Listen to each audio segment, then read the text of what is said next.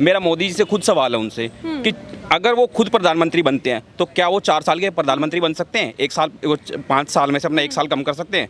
दोबारा किस लिए प्रधानमंत्री बने? वो चाय बेचते थे, आज देश का संपत्ति बेच रहे हैं। वो तो बेचने के लिए, आत्मनिर्भर कहाँ है? तो कह रहे हैं देश को हम विश्व गुरु बनाएंगे। कहाँ विश्व गुरु हुआ, विश्व भिखारी बनाएंगे। कहने का तो कोई भी कर सकता है, हम भी कहेंगे चंद्रमा पर चढ़ गए, चढ़ जाएंगे। जीडीपी देखिए ना, माइनस जा रहा है। तो कह रहे हैं नौकरी है कहाँ? 2 करोड़ बोले थे नौकरी देंगे, आज 2 करोड़ बेकार किए। अरे पकौड़ा तोड़ने गए तो दे सकते हैं, बोले पकौड़ा तोड़ो, झाल मुड़ी, वहाँ भी बोले थे, बंगाल में भी हमारा दीदी बोले झाल मुड़ी बेचो, तो झाल मुड़ी बेच के नौकरी लो। जहां रोजगार आंदोलन को लेकर कुछ लोग इकट्ठे हैं और मांग कर रहे हैं कि रोजगार समिति के तहत रोजगार दिया जाए। कुछ लोग हैं, उनसे बात कर रहे थे। पहले मैम के पास चलते हैं। क्या कह रही है मैम की? ये हमारा रोजगार आंदोलन चल रहा था नंद नगरी में, वहाँ पुलिस ने बहुत ही दमनकारी तरीके से सभी आंदोलनकारियों को उठा दिया है। पूरे देश का युवा देश के कोने कोने से आया हुआ था वहाँ पर, और पुलिस ने सभी को डिटेन कर लिया है वहाँ से।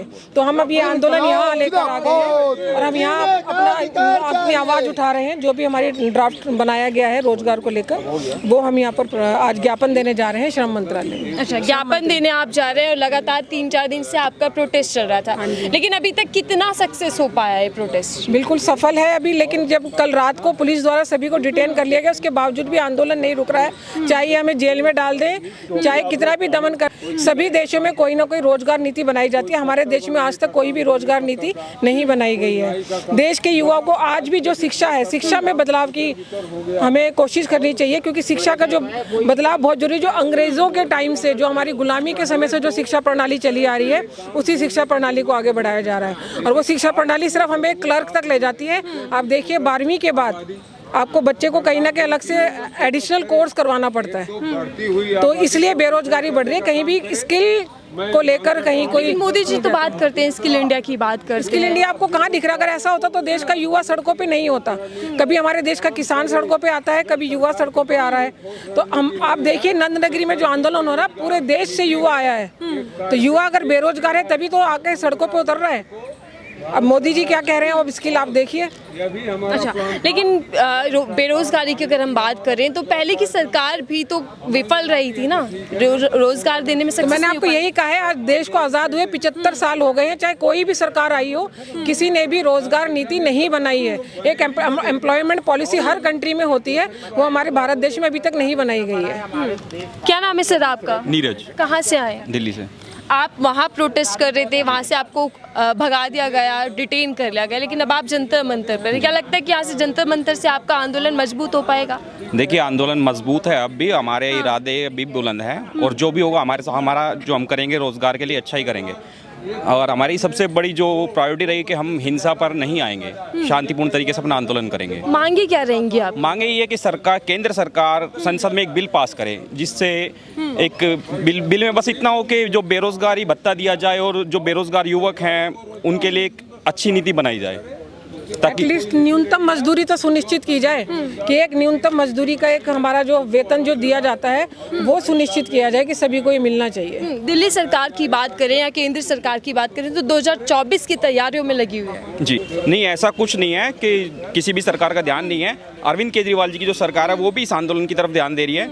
और लेकिन जहाँ तक जैसे अभी अगर हम बीजेपी की बात करें, जैसे मोदी सरकार है, तो उनकी स्कीमें काफ़ी ऐसी होती हैं कि जनता की उम्मीदों पर खरी नहीं उतरती। मेरा मोदी जी से खुद सवाल है उनसे कि अगर वो खुद प्रधानमंत्री बनते हैं तो क्या वो 4 साल के प्रधानमंत्री बन सकते हैं? 1 साल, 5 साल में से अपना 1 साल कम कर सकते हैं?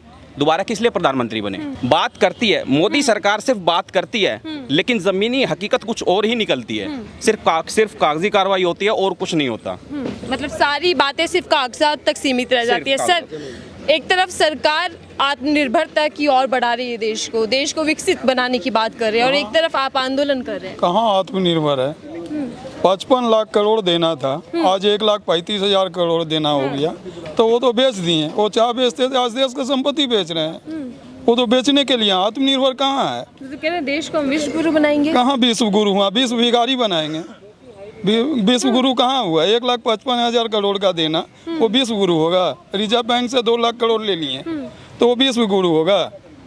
तमाम सेक्टर बेच दिए, नहीं, क्या तो बेकारी रहे कि- दुनिया हाँ। कह रहे हैं, कहने का तो आज स्टार्टिंग से ही कह रहे हैं, तो एक भी सेक्शन किए हैं, कह रहे हैं, कहने का तो कोई भी कर सकता है। हम भी कहेंगे चंद्रमा पर चढ़ गए, चढ़ जाएंगे। जीडीपी देखिए ना माइनस जा रहा है, तो कह रहे हैं नौकरी है कहाँ। 2 करोड़ बोले थे नौकरी देंगे, आज 2 करोड़ बेकार किए, तो नौकरी वो दिए कहाँ है। अच्छा चलिए मान लेते हैं कि आप सरकार से नाराज हैं, रोजगार की मांग कर रहे हैं, लेकिन 2024 में दावा कर रही है सरकार की फिर से हम ही आने वाले हैं सत्ता में। अरे देखिए, वो तो सब कोई बोल सकता है कि फिर से आ रहे हैं, हम भी बोल रहे हैं कि आ रहे हैं, आगे आवे तो वो तो बोल सकते हैं कि हम आ रहे हैं, आगे तो आवे तब ना बोलेंगे। बोलने का तो कोई भी बोल सकता है, जनता का फैसला है, जनता का देगा। जनता कह रही है हम बहुत खुश हैं, अच्छे दिन आ गए हमारे। देखिए, अच्छा तो पूरा हो गया, अच्छे भिखारी आ गए। हमारा बंगाल में जंगल राज चल रहा है, जंगल राज का है, तमाम फैक्ट्री खत्म कर दिए। अब एक जूट मिल चल रहा है, रिटायर हो जाता है उसको भीख मांगना पड़ता है। वारानगर एक जूट मिल है, वहाँ पर रिटायर के बाद ना पेंशन मिलता है ना पीएफ मिलता है, मिलता है तो पूरा लड़ना पड़ता है। जमीन पर कुछ नहीं है, जमीन पर है कहाँ। 22,000 फैक्ट्री सीपीएम के समय बंद था, अभी जो आया 43,000 बंद हो गया, तो नौकरी है कहाँ। वहाँ नॉर्मल 2 लाख करोड़ का पीएफ घोटाला है, उसके लिए तो कुछ नहीं है। सेंट्रल में पीएफ तो इनका है, तो पीएफ ऑफिसर को अरेस्ट करवाएं, पीएफ तो इनका है ना। तमाम पीएफ घोटाला है, नौकरी बचा कहाँ। ये बोलते हैं रोजगार दो, इसीलिए लड़ाई है। मिनिमम बेच दीजिएगा ना, खाने पर दीजिएगा ना। वहाँ 200, 250, 150, 400 में नौकरी है, एक मिनिमम पॉलिसी तो लाभे। अरे पकौड़ा तलने का तो दे सकते हैं, बोले पकौड़ा तलो, झाल मुड़ी, वहाँ भी बोले थे, बंगाल में भी हमारा दीदी बोले हैं झाल मुड़ी बेचो, तो झाल मुड़ी बेच के नौकरी लो, वो दे दिए रोजगार। और अपने 1,000 करोड़ बैंक में रखो, तमाम पूंजीपति का दान दे दो, बाप का संपत्ति है।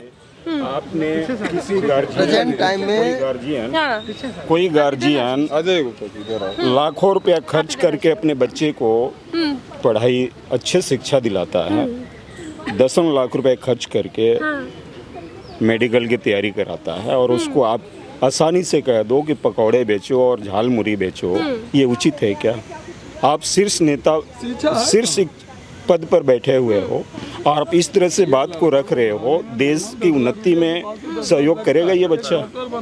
और सिर्फ झाल मुरी बेच करके अपने परिवार को गुजारा चलाएगा, फिर आगे उन्नति देश कैसे करेगा। दूसरे देश को देखो कि 84 करोड़ लोगों को फ्री में राशन दे करके वो रेवड़ी नहीं बांट रहे हैं, उनको बेरोजगार बना करके घर बैठे राशन दे करके बैठ करके बच्चा खाएगा। खाली हम जन कल्याण योजना से जोड़ रहे हैं ना। कल्याण योजना ठीक है, आपदाएं आती हैं उस वक्त आप मदद करो, लेकिन जो सक्षम आदमी है उसको सहयोग करो, तो रोजगार देश के लिए उसको ऐसा बनाओ कि ताकि देश में सहयोग करे, वो देश उन्नति करे, ऐसा रोजगार उत्पन्न करो, ऐसा व्यवस्था बनाओ आप।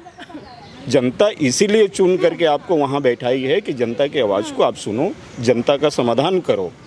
इसलिए सरकार को लोग हर 5 साल पे चुन करके बैठाते हैं। रेवड़ी की बात आप कर रहे हैं, क्या लगता है कि केजरीवाल सरकार रेवड़ी बांट कर सब वोट को अपनी तरफ ले जाए? एक बात बताइए, रेवड़ी बांटना, शिक्षा देना और स्वास्थ्य को सही रखना, ये रेवड़ी बांटना है। बीजेपी हम क्या है? राजनीति की बात नहीं करते इस पे, लेकिन आप राजनीति की बात पूछ रहे हैं तो मुझे कहना पड़ रहा है। ठीक है, संयुक्त राष्ट्र रोजगार आंदोलन समिति द्वारा ये मुद्दा उठाया जा रहा है कि रोजगार आप नीति बनाओ ताकि सबको रोजगार मिले, किसी भी आधार का, किसी भी तरह का रोजगार एक आदमी सहयोग करे देश के लिए, ताकि वो अपने घर परिवार को स्वाभिमान के साथ ज़िंदगी जिए। किसी को सहयोग करने की जरूरत नहीं है, मतलब आप किसी को आपदाएं में आप सहयोग कर दो, भत्ताएं दो, लेकिन उसको ऐसा तो बनाओ ताकि वो आगे के लिए तरक्की करे।